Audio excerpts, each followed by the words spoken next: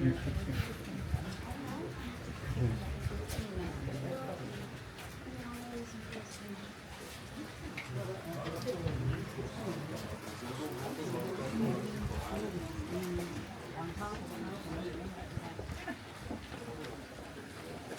that's a train. Brought in from 6 miles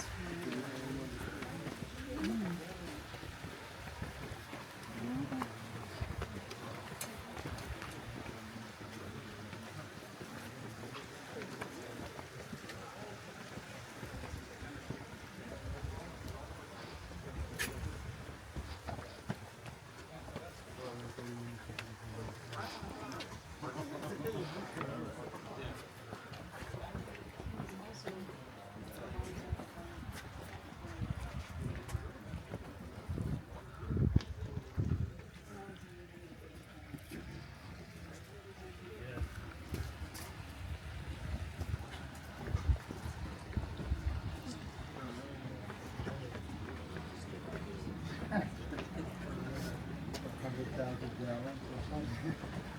345,000 gallons. Really? Yeah. Wow. That was close. That's 340,000. You'll get a great photo from above, folks. There were to be more structures down here. The crews got tired of waiting and then they were destroyed in a dog fire.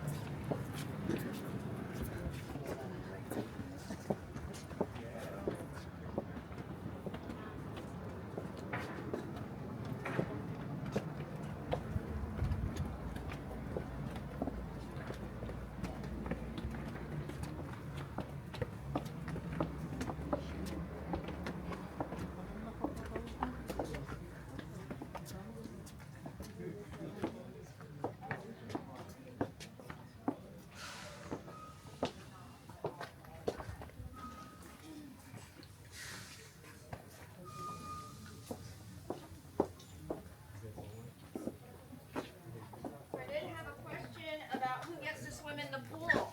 Well, the Hearst family did retain the right to use the swimming pool, this pool and the other one. So they will have events for themselves. That could be a small event, like 8 people, but they do live all over the country and in other countries as well. So they do plan some bigger events. Even weddings are planned for up here. And then the foundation for the Hearst Castle is a charity organization that raises funds for schools. You pay about $1,500 to swim in the pool with that organization. You pay about $500 to join and another $900 to $1,000 to go swimming. I suggest if you're going to do that, do it in September. It's the hottest month of the year because the water is no longer heated today. So that's my tip for you. So when Mr. Hearst brought Miss Morgan to the bottom of the hill, Highway 1 had not even been completed. There was no road to come up here to the top of the hill. There was no water, no power, and there were no structures. It all looked like that. Open land. They said there was nothing up here but rocks and rattlesnakes. And a lot of people told Mr. Hearst, what you were thinking of doing in San Simeon, it can't be done. How are you going to get the qualified people to come up there? Because we're a pretty remote location, even by today's standards. And where are you going to get all these objects here from the ends of the earth? It's just not possible. Well, Julia Morgan took this project on in part because she had a degree in civil engineering from UC Berkeley. She understood infrastructure. She built the road to come up here. She put in a hydroelectric power plant. She got water here from Pine Mountain, which is 7 miles away. Some springs out there, all gravity fed. And then she also built all the structures that you see. She went on to become an architect. She studied in Paris at the École des Beaux-Arts. This is a school renowned for its architecture program. And when she applied in 1896, they said, you know, we didn't think women would be interested in a career like architecture.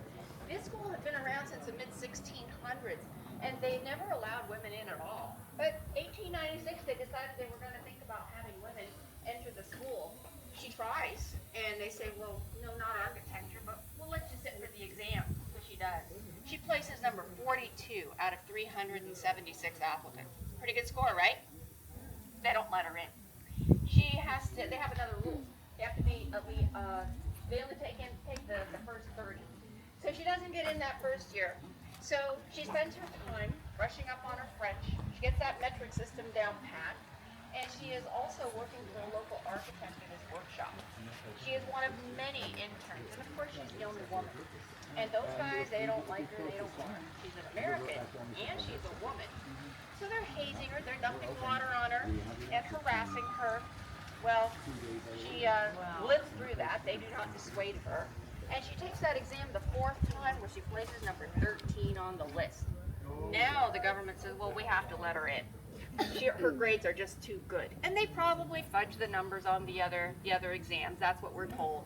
So she gets in, but now she has another challenge. This is a program that takes 6 years to complete, and you have to complete it by your 30th birthday. She's 27. But she does it. She does it, and she doesn't just squeak by. She does it with medals, honors, and honorable mentions. She becomes the first woman to graduate from the École des Beaux-Arts in Paris. She comes back here to California and she becomes California's first licensed female architect. Worked with Mr. Hearst all those years, and it was not easy. It was a challenge. It's not that they didn't get along well. They did. They were the perfect two people to work together. He had traveled to Europe. She studied in Europe. She traveled all over. They understood each other. All the things that he was asking for, the classics, the detail, the ornamentation, she got it. She was building, and they did work very well together. But he was also a bit of a challenge because he was always changing his mind. The pool that you're looking at was built 3 times. Can you imagine? And they tell us about a third of this estate underwent some kind of major change. But Mr. Hearst, he trusted her with all the details. In fact, even the landscaping. Couldn't find any landscape people that he liked, so she does that too.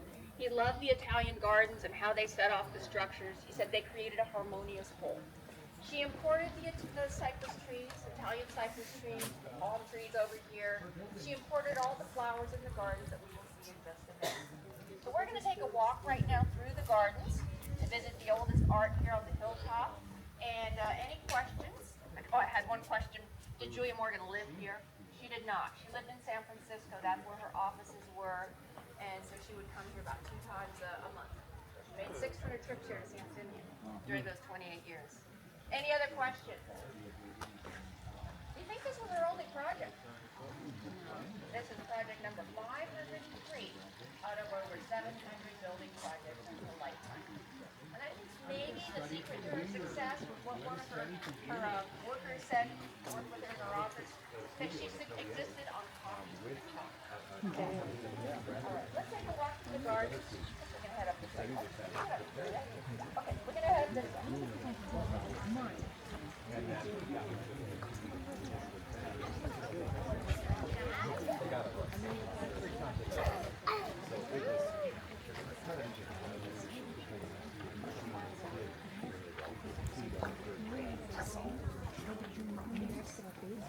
Ela se formou em arquitetura em Paris, ela é americana.